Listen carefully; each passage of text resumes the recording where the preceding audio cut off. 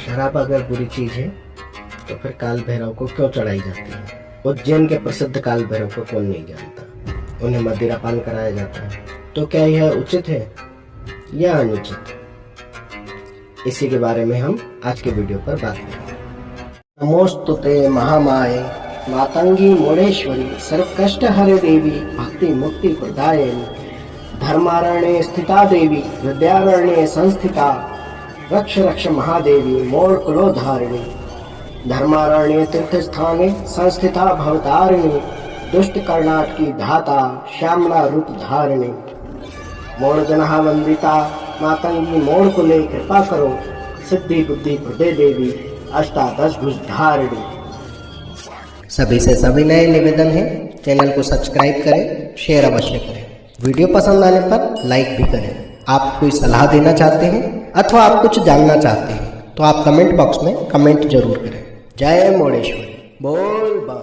सावन का महीना चल रहा है और लोग बम बोले श्री महाकाल राजाधिराज श्री महाकाल के दर्शन करने जाते हैं, सवारियों के दर्शन करने जाते हैं, प्रत्येक सोमवार को निकलने वाली शाही सवारी का आनंद लेते हैं और जब वहां जाते ही हैं तो वे काल भैरव के दर्शन भी करते हैं। काल भैरव के दर्शन करने जाते हैं तो वहां देखते हैं कि कई लोगों ने वहां उनको मदिरापान कराया है अथवा शराब का सेवन कराया है।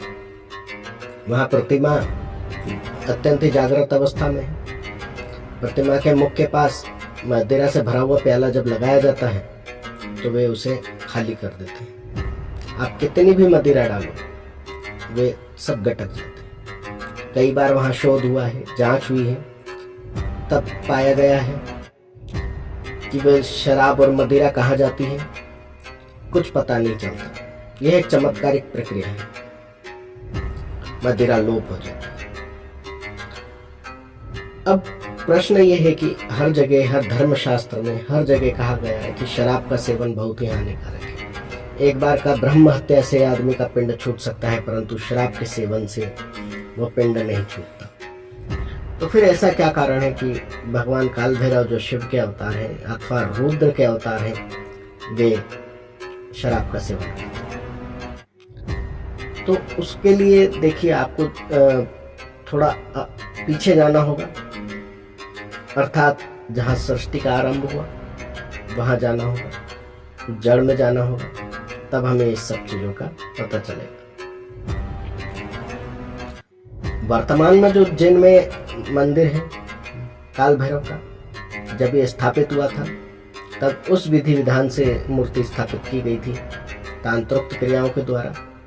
वहां जितने भी भैरव गण हैं वो सब उपस्थित हैं, देवी के गण उपस्थित हैं, वे उस मदिरा को ग्रहण कर लेते हैं। परंतु स्वयं भैरव महाराज ने वो उस मदिरा का पान क्यों किया? देखिए, जब ब्रह्मा जी के 5वें मुख ने अनाप शनाप बकना शुरू किया, धर्म विरुद्ध बोलना शुरू किया, तो उनके बाकी चारों मुख उसे कहते रहे कि इस प्रकार के अनुचित वार्तालाप न करें, आप किसी भी देवी या देवता को अपशब्द न करें। ब्रह्मा के 5वें मुख को अभिमान था कि मैं ब्रह्मा हूं, मैं सृष्टि करता हूं। तब शिव और नारायण आदि देवी देवता मेरे सामने तुच्छ हैं। बाकी 4 मुख समझाते रहे कि इस प्रकार के बातें न करें, यह व्यर्थ बातें हैं और इसकी वजह से बहुत ही अपयश का सामना करना पड़ता है। 5वां मुख नहीं माना, यह ब्रह्म के अहंकार का प्रतीक था। चारों मुखों ने देवताओं की स्तुति चालू कर दी क्योंकि वे इस अपयश के भागी नहीं बनना चाहते थे। 5वां मुख नहीं माना। तब ध्यान समाधि में मग्न रुद्रदेव को ज्ञात हुआ कि ये अपमानजनक बात करने वाला ब्रह्मा का 5वां मुख दंड का पात्र है।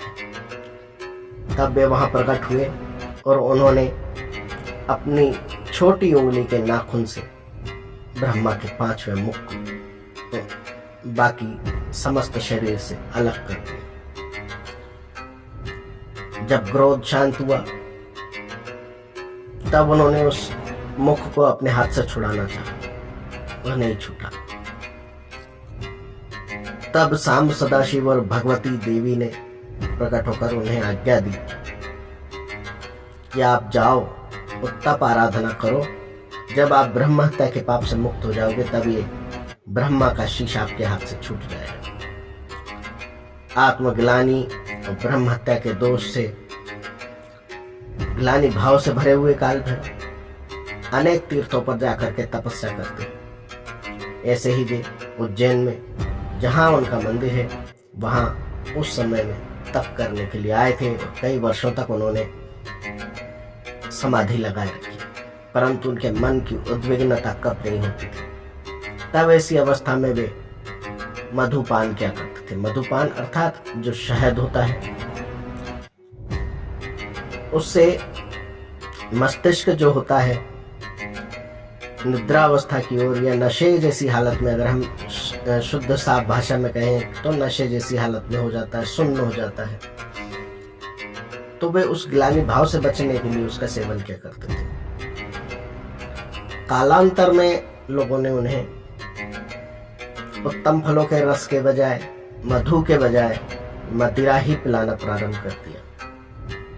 चूंकि वे वचन से बंधे हुए हैं और जो प्रतिमा वहां स्थापित है वचन से बंधी हुई है, तो वे अनेक गणों के निमित्त उस मदिरा को ग्रहण करती है।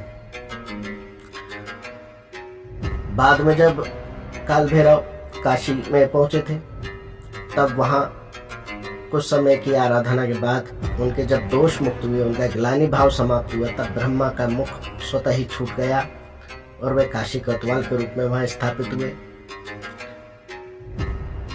तब यही काल भैरव को लोग अपनी स्वार्थ पूर्ति के लिए मदिरा पिलाते हैं। उन्हें तो पिलाते ही हैं, साथ में स्वयं भी पीते हैं और तिस पर इसके सेवन को जायज बताने के लिए वे कहते हैं कि जब भगवान पीते हैं तो हम क्यों नहीं पी सकते। इसीलिए कहा गया है कि शराब बुरी है परंतु काल भैरव को चढ़ाई जाती है। क्यों चढ़ाई जाती है?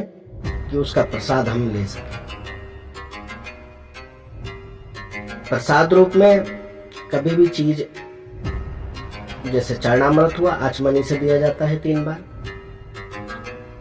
खाने की चीज हो तो एक कोल आपके मुंह में आ सके इतना दिया जाता है। परंतु जब बात मदिरा की होती तो जितना भोग भगवान को नहीं लगाया जाता उससे अधिक भोग स्वयं को लगा लिया जाता है। वास्तव शराब अच्छी चीज तो नहीं है, परंतु क्या आपके अंदर इतना ग्लानि भाव आ गया है जो भगवान काल भैरव से भी अधिक है? आपने ऐसा कौन सा अपराध कर दिया है जो आपको ये सब चीजों की जरूरत पड़ रही है? देखिए, कहीं से भी आप जायज इसको नहीं मान सकते। जो चीज गलत है वो गलत है। आप देवता से अपनी तुलना कर रहे हैं। आप ये कह रहे हैं कि वो अगर पी रहे हैं तो हम क्यों नहीं पी सकते, और गलत है तो उन्हें पीना छोड़ देना चाहिए। तो इस प्रकार की बातें बिल्कुल उचित नहीं है। हाँ, जो लोग जानना चाहते थे कि ऐसा क्यों है, इसीलिए मैंने ये इतिहास बताया कि इस कारण से उन्हें मधु और उत्तम फलों का रस दिया जाता था ताकि उनका दिमाग शांत रहे, उनका चित्त ध्यान में लगे और वे ग्लानि भाव से बाहर आ सके और उन्होंने जो प्रायश्चित के तौर पर तपस्या की थी वो पूर्ण हो सके। परंतु आज की तारीख में जो किया जा रहा है वह कृत्य अनुचित ही कहा जाएगा, क्योंकि वह शास्त्र सम्मत नहीं है। परंतु हमें यह मानना चाहिए कि तंत्र में इतनी शक्ति है कि एक मूर्ति भी जीवित मनुष्य की भांति दी जाने वाली भेंट को स्वीकार कर रही है और वहां उपस्थित गण गणिकाओं आदि को वह चीज पहुंचाई जा रही है, उपलब्ध हो रही है। यह वास्तव में